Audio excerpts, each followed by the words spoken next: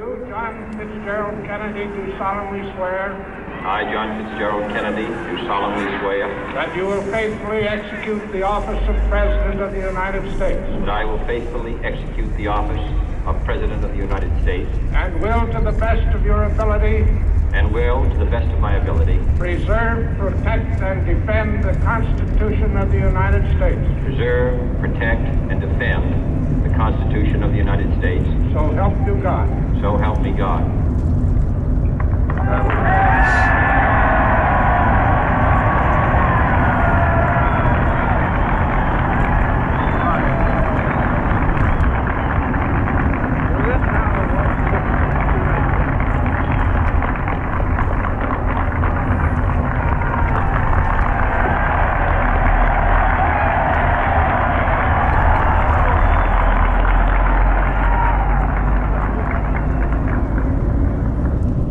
Vice President Johnson, Mr. Speaker, Mr. Chief Justice, President Eisenhower, Vice President Nixon, President Truman, Reverend clergy, fellow citizens.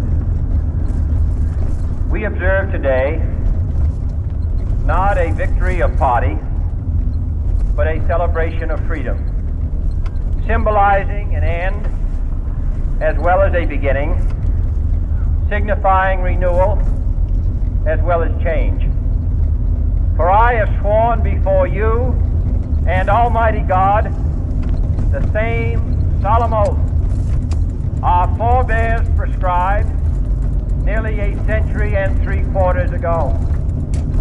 The world is very different now, for man holds in his mortal hands the power to abolish all forms of human poverty and all forms of human life.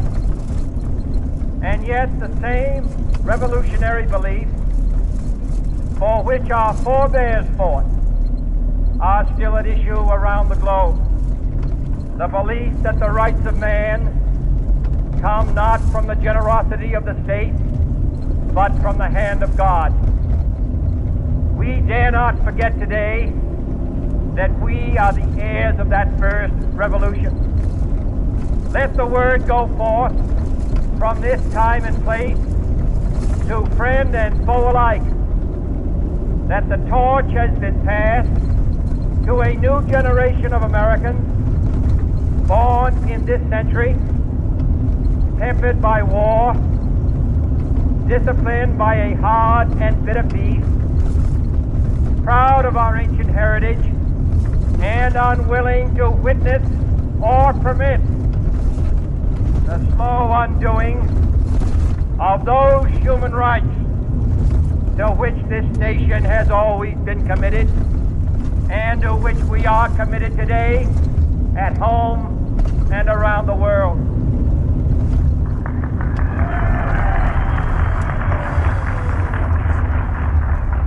Let every nation know, whether it wishes us well or ill, that we shall pay any price, bear any burden, meet any hardship, support any friend, oppose any foe, to assure the survival and the success of liberty.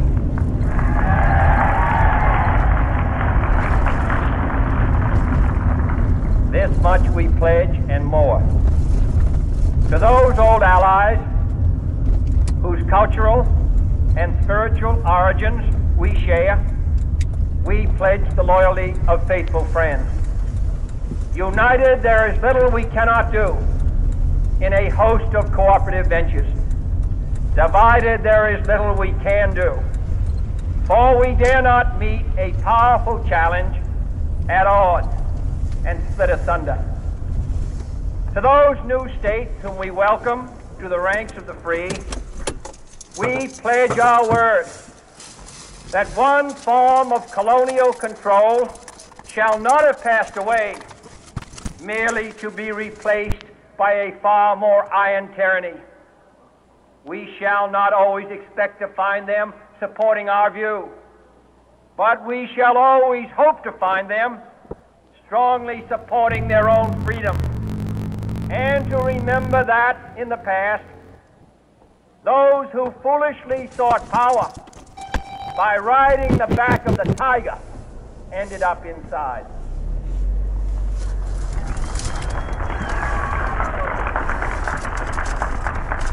To those people in the huts and villages of half the globe struggling to break the bonds of mass misery, we pledge our best efforts to help them help themselves for whatever period is required, not because the communists may be doing it, not because we seek their votes, but because it is right. If a free society cannot help the many who are poor, it cannot save the few who are rich.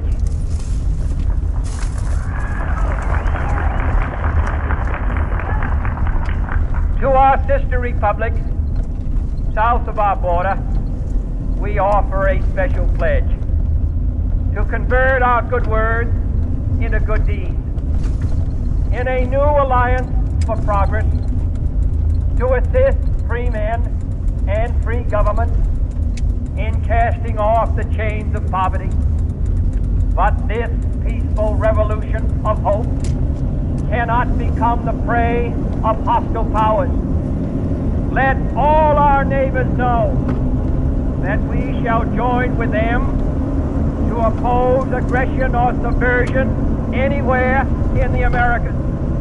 And let every other power know that this hemisphere intends to remain the master of its own house.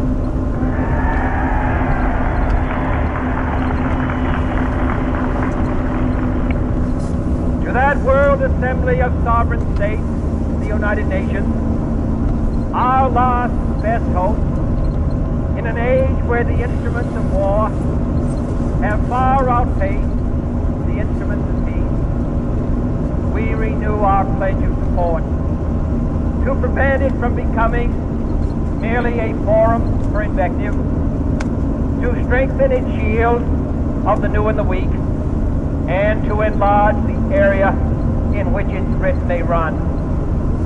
Finally, to those nations who would make themselves our adversary, we offer not a pledge, but a request that both sides begin anew the quest for peace. Before the dark powers of destruction, unleashed by science, engulf all humanity in planned or accidental self-destruction. We dare not tempt them with weakness, for only when our arms are sufficient beyond doubt can we be certain beyond doubt that they will never be employed. But neither can two great and powerful groups of nations take comfort from our present course, both sides overburdened by the cost of modern weapons, both rightly alarmed by the steady spread of the deadly atom, yet both racing to alter that uncertain balance of terror that stays the hand of mankind's final war. So let us begin anew, remembering on both sides that civility is not a sign of weakness, and sincerity is always subject to proof. Let us never negotiate out of fear, but let us never fear to negotiate.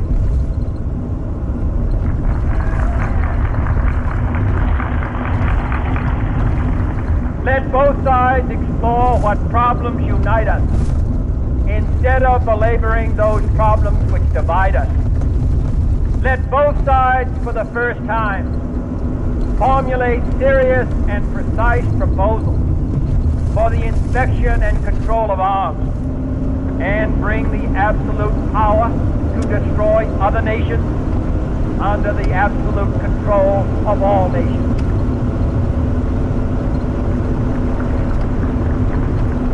Let both sides seek to invoke the wonders of science instead of its terrors.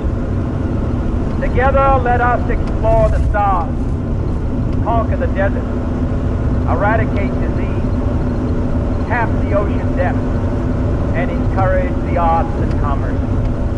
Let both sides unite to heed in all corners of the earth the command of Isaiah to undo the heavy burden and let the oppressed go free. And if a beachhead of cooperation may push back the jungle of suspicion, let both sides join in creating a new endeavor.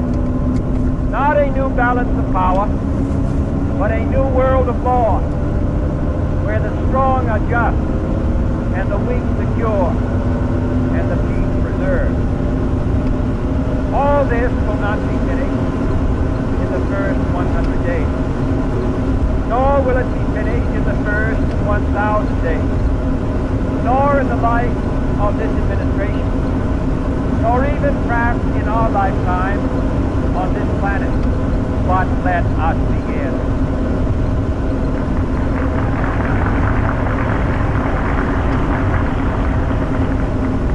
In your hands, my fellow citizens, more than mine, will rest the final success or failure of our cause.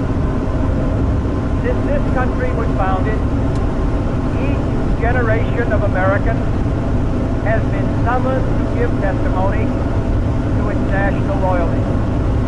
The graves of young Americans who answered the call to service surround the globe. Now the trumpet summons us again, not as a call to bear arms, though arms we need, not as a call to battle, though in battle we are, but a call to bear the burden of a long twilight struggle, year in and year out, rejoicing in hope, patient in tribulation, a struggle against the common enemies of man, tyranny, poverty, disease, and war itself. Can we forge against these enemies a grand and global alliance, north and south, east and west, that can assure a more fruitful life for all mankind? Will you join in that historic effort?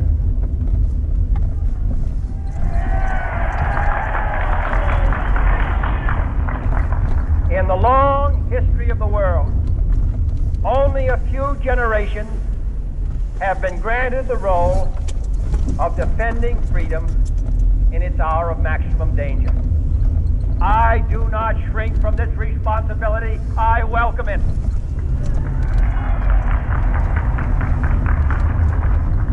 I do not believe that any of us would exchange places with any other people or any other generation. The energy, the faith, the devotion which we bring to this endeavor will light our country and all who serve it.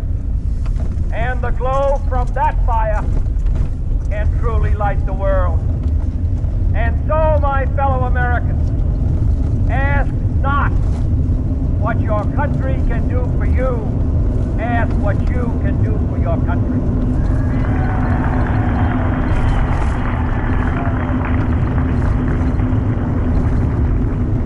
My fellow citizens of the world, ask not what America will do for you, but what together we can do for the freedom of man.